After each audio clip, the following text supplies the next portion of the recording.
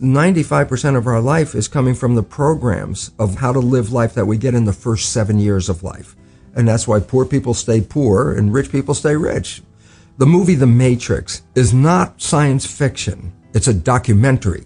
Every human, and it's a fact, every human first 7 years is download hypnosis. The brain of a child under 7 is in a lower vibrational frequency. When you put wires on a person's head, you read electroencephalograph, reading brain activity. A child below 7 has a lower vibration than consciousness. It's called theta. Theta is imagination. Oh, that's how kids play a tea party with mud pies, but to them it's a real thing. A kid rides a broom, it's a horse.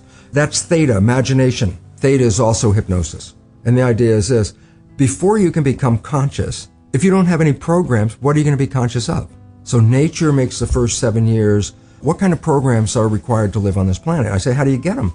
Theta is hypnosis. You just watch. You watch your parents, you watch your siblings and your community, because you have to learn how many 100,000 rules. Think about it. Just to be a functional member of a family and a functional member of a community, there are rules. Teach an infant these rules. You don't have to. First 7 years, they observe it and just download it. And then I say, well, why is it relevant? Because this is the unfortunate fact. 95% of our life comes from those programs in the subconscious. Every day, only about 5% of their life are you using conscious, which is creative. 5%. And you don't see it because it's called subconscious, below conscious. And the Jesuits, for 400 years, they were boasting. People didn't understand. They say, give me a child until it's 7 and I will show you the man. They've been saying that for 400 years because they knew 7 years was the program period. And 95% of your life after that will be whatever that program is. A child isn't functioning in consciousness until after 7. Before 7 is direct record. Whatever you just said, I just recorded it. So if the parent gets mad at the child and says, you don't deserve that, you don't deserve this, go. The child is not consciously understanding what you mean. Child's just recorded, I do not deserve. Now, if I hear that several times, especially in an emotional situation, because that downloads it faster. Now I'm 40, 50 years old. What is my behavior 95% of the time? And the answer is, well, it comes from the program. I do not deserve. Well, that means unconsciously I will sabotage myself to make sure that the program is correct. I'm making the program true by adjusting the behavior to meet the program. Look, this is not new. I mean, there's a famous book, Rich Dad, Poor Dad. And basically said you come from a poor family and you could struggle your whole life and try to get rich, but you're not going to make it. And if you come from a rich family, you could be stupid your whole life and make it. Not because it was thinking, but it was unconscious behavior that was downloaded from rich families into kids, which is unconscious. So they're making the right moves unconsciously. If they engage their conscious mind, then they look stupid, but it's unconscious. And that's the same thing with poor people. Poor people have beliefs from the family. Oh, you can't make it. Life's a struggle. Things are hard. Who do you think you are? And if that's the program you get, then 95% of the day you will sabotage yourself.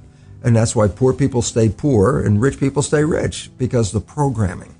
Before I put this knowledge into effect, and I use the word put it into effect, why? I had the knowledge academically. It's like, oh my God, look at the research. What does it mean? I understood it from the level.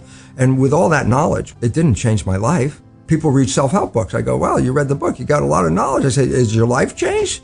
No, but you got a lot of knowledge. And so here's the difference. The conscious mind is creative and can learn in any number of ways. Read a self-help book, go to a lecture, listen to this, and conscious mind's going to get some awareness. And I go, yeah, but subconscious mind doesn't learn that way. Subconscious mind learns in 2 fundamental ways naturally. Hypnosis, which is the first 7 years. And after age 7, how do you put new programs in? Repetition. Practice. You want to drive a car? You didn't learn how by just getting in the seat and put the key in. You had to practice driving the car.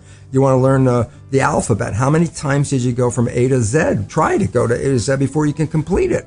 And once you completed it, you didn't have to go back and do it again. So 2 phases. You want to train the subconscious mind. Hypnosis, repetition. I like the last one because there's a new phrase that's bandied about called fake it till you make it. Meaning, if you're not a happy person, I say, you want to be a happy person? Then repeat all the time. I'm happy. I'm happy. I say, well, you don't look happy or anything. You say, no, who am I talking to? By repetition, I'm talking to subconscious. If subconscious gets, I am happy, and 95% of your life comes from that subconscious, there will be a point once the subconscious got, I am happy, you don't have to say it again. It'll be automatic. It's repetitive. That's the secret part.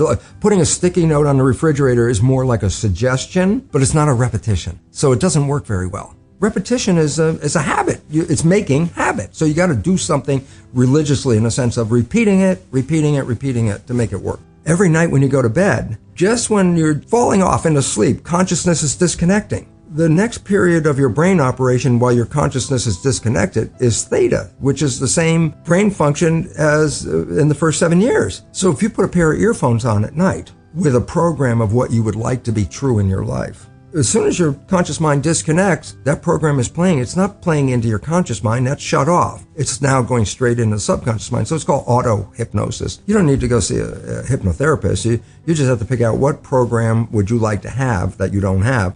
95% of your life is coming from the subconscious. Your life is a printout of your subconscious behavior. Oh, so you don't have to try and think about what happened. I just say, look at your life.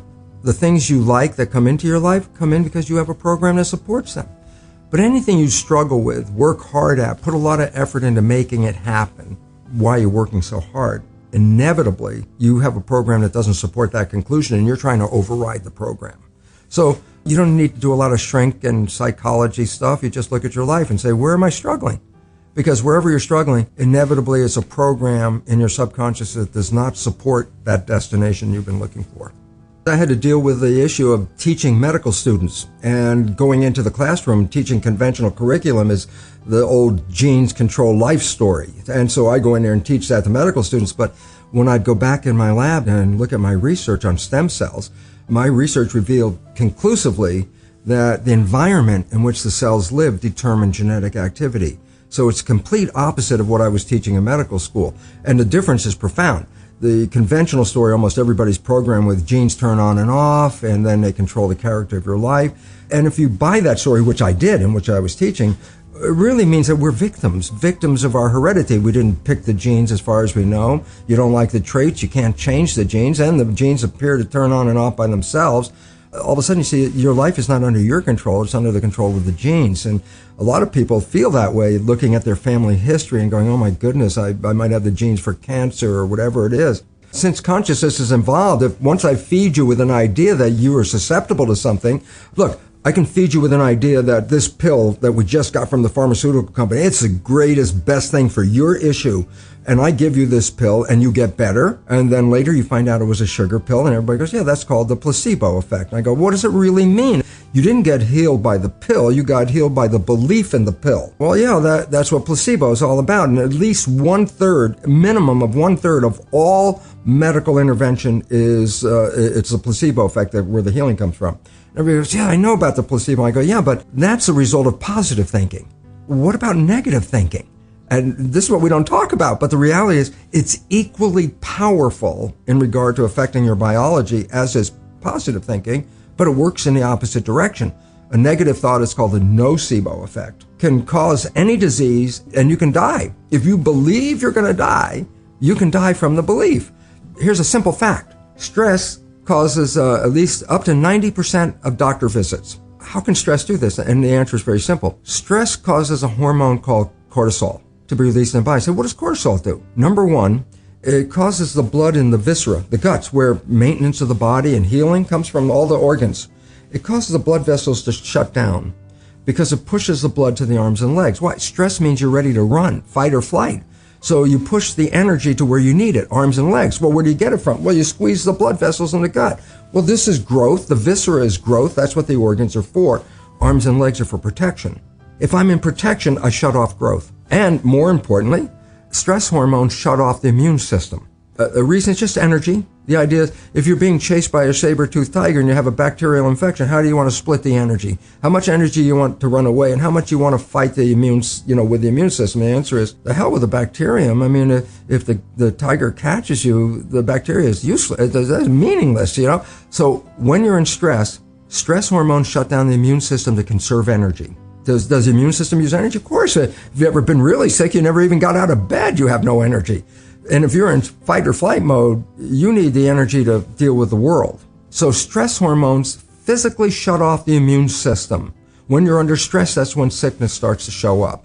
In fact, it's so good at shutting off the immune system, doctors give patients who are going to receive a foreign organ, a graft of a kidney or a lung or whatever they're grafting, that's foreign tissue. If you put a foreign organ in your body, your immune system's job is to eliminate it. So as they're transplanting an organ, they give the patient stress hormones at the same time. because stress hormones will shut off the immune system so the organ won't be rejected right away. That's how effective it is. It's used therapeutically to shut off the immune system. Yeah, but everybody out there in this world right now, with a small exception, is under some level of stress.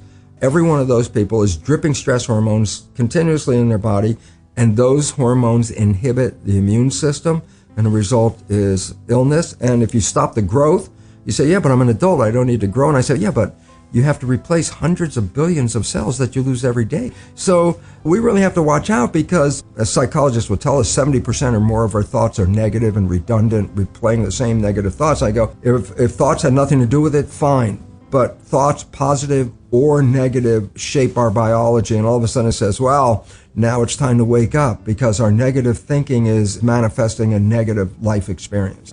But it's not just me saying this. It was me saying this when I first started doing this work in 1970. And my research was repeatable every day. I could take, stem cells are embryonic cells, so they have no potential until you put them in an environment. And then, depending on the culture medium, by the chemistry of the culture medium, I can make the cell become a muscle cell, change the culture medium, make the same cell become a bone cell, or change it again and make the same cell become a fat cell. And genetically, the cell is the same. It was the environment that I was changing. And I started talking about that long before the new science called epigenetics had come into vogue, which was 1990. So I was like 20 years ahead. And of course, for much of that time, my colleagues looked at me like I was a crazy guy, because everybody knew the conventional dogma. And I was, coming up with a whole different line of belief about it. And now it's come into mainstream. The only problem is this: when you invest so much money into a belief system, and then a belief system isn't really right, you try to hold on as long as you can, because if you spend hundreds of billions of dollars in this belief, you don't want to just go, oh, okay, we'll just change it. So it's a struggle, but the reality is coming forward, and the public is just becoming aware of it. And it's a revolution, because if you believe genes control your life, you're a victim of your heredity. When I say epigenetic control, almost sounds the same, but epi means above. So when I say epigenetic control, literally it's control above the genes. And this is what we now recognize, that the environment, and very specifically our perception of the environment, changes our genetic activity. So that means, well, wait, that's not a victim, because I can change my environment, I can change my perception, and all of a sudden, if I can do that, then I can control my genes. Well, we're going from victim to mastery, from genetics to epigenetics.